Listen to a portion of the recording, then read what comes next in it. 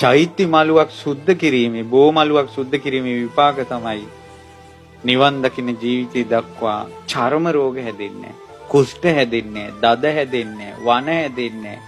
සෑමලුව සුද්ධ කරපු පින කොච්චරද කියනවනම් නිවන් දකින්න ජීවිතය දක්වා පිළිකා හැදුන්නේ නැහැ කියනවා. කවදාවත් ඇඟේ ජරාව ගැවෙන්නේ නැහැ කියනවා. ඔය සමහර ළමයි සමහර මිනිස්සු ඉන්නවා කොච්චර ලස්සන ඇඳුම් ඇඳත් ඉක්මනින් කිලිට වෙනවා. සමහර අය හොඳට ඇඳුම් ඇඳලා ඉන්නවා සතියේ ඉන්නවා මේක හරි පුදුම දේවල් ඒක. ඇඳුම් කිලිට වෙනවා අඩුයි. දැන් කියනවා මම සංසාරේ සෑමලුවක් පිරිසිදු කරපු පින්බලයට මගේ ශරීරේ ගොඩක් පිරිසිදු වුණා කියනවා. සෑයේ කටු අයින් කරපු පින්බලයට එදා ඉඳලා නිවන් දකින්න ජීවිතය දක්වා ඇඟේ කටුවක් ඇනිලා